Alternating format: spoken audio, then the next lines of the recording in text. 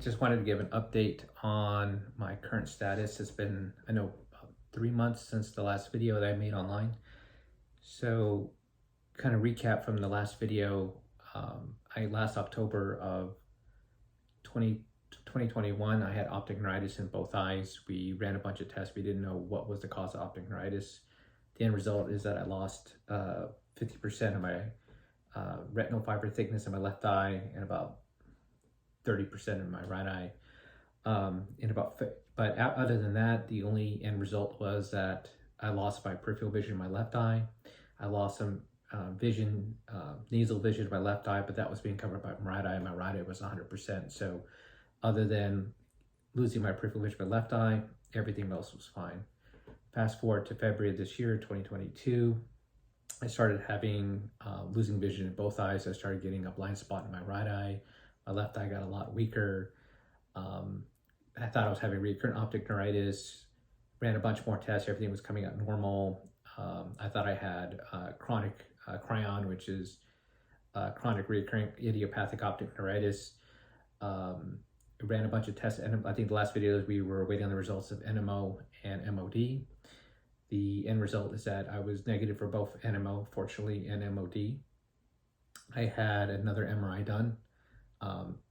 Unlike the MRI back in October, which everything was normal, the MRI that I had in March revealed that I actually had inflammation in my optic nerve sheath, which is called optic paraneuritis, and I had inflammation at the back of the eye.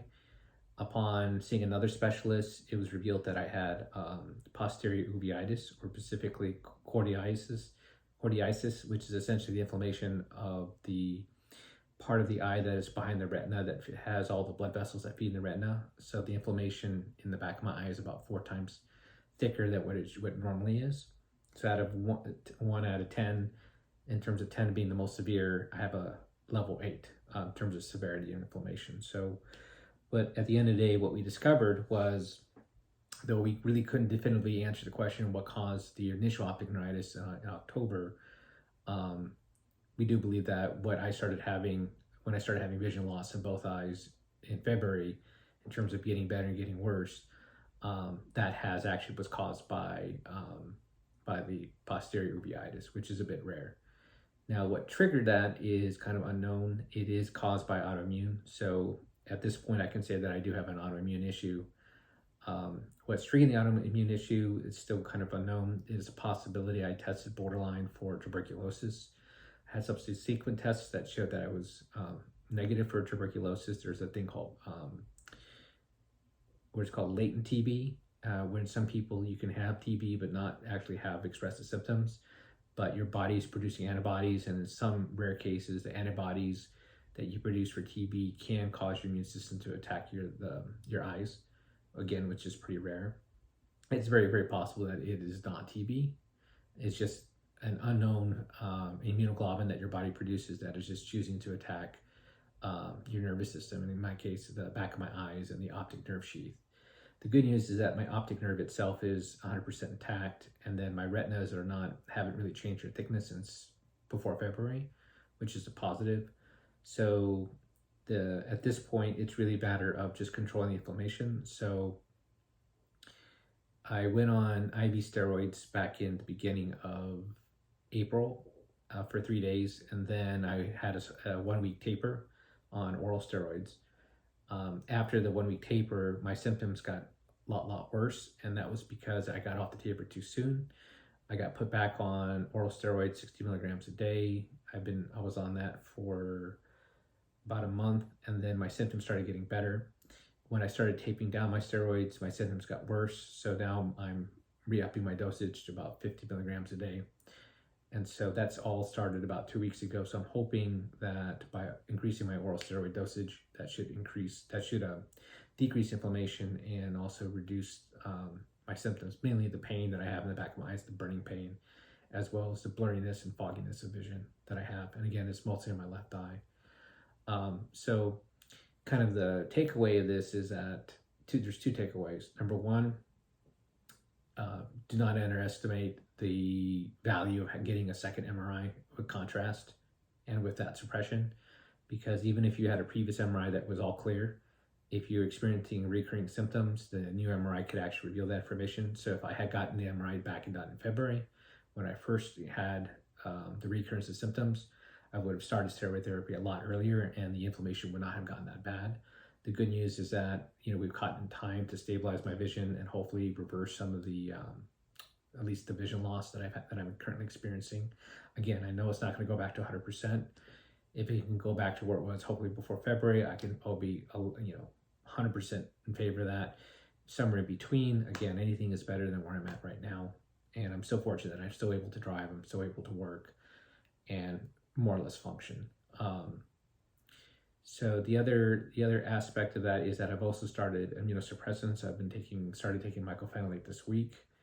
I will probably have to be taking immunosuppressants for about 1 to 2 years until A, the inflammation has gone down, B, I've gone off the oral steroids, and then at some point in the future, just to see if whatever triggered this on, it can just randomly be triggered off. So it's very possible that in 1 or 2 years I'll get off the immunosuppressants, and we'll just have to wait and see. Right now it's kind of a crapshoot in figuring out the dosages, because while it takes six to 8 weeks for the mycophenolate to come into full effect. I can't be on high level of steroids. So the question is, between while the mycophenolate ramps up, you have to kind of taper down the steroids. And that's kind of, you don't really, in terms of timing, you don't really know how you're going to react to that. So it's very possible I'm going to be in this roller coaster between, the next 2 months, 2 or 3 months, in terms of lowering my steroid dosage and having the symptoms flare up and then going back up and then going down and going up. At the same token, I'm going to have to see a rheumatoid doctor to monitor the effects of the steroids and the immunosuppressants in my system, to making sure that I'm not going to get diabetic.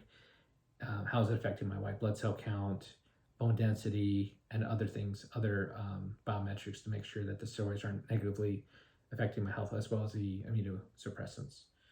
So that's kind of an update on where things are. So kind of, good news is that in terms of what I have, it's no longer an unknown situation. It's not one of the more documented cases of optic neuritis. So the question is, am I having optic neuritis today? The answer is no. I had optic neuritis in October. That has already resolved. And so what I'm having since February is not necessarily recurrent optic neuritis. It turned out it was optic paraneuritis and posterior uveitis, which again is not very common to have that. So I hope this provides a good update, and I hope other people can use this information to help them, provide suggestions to their physician when they're going through this similar symptoms. So that way they can ensure that they get the right testing done, they're asking the right questions, and more importantly, seeing the right doctors. I think it's very, very important that when anybody goes through any type of recurring optic neuritis symptoms, that you seek the right doctors. In a lot of cases, it's going to be more than your ophthalmologist. It could be a neuro-ophthalmologist, could be a neurologist. I think it's important to see, several doctors to get several opinions and make sure you're having the right breadth of tests done, because timing is really critical to prevent permanent vision loss. Again, I don't know what my end result's going to be, but I'm just glad that I was able to get this diagnosed in time. And, when I am ultimately diagnosed with, there's 35 years of documentation of how to properly treat and manage this condition. I'll have another update, I promise, within a month, to kind of see where things are going at in terms of how are things improving or staying the same in later this year. So thank you so much for watching this video. Bye.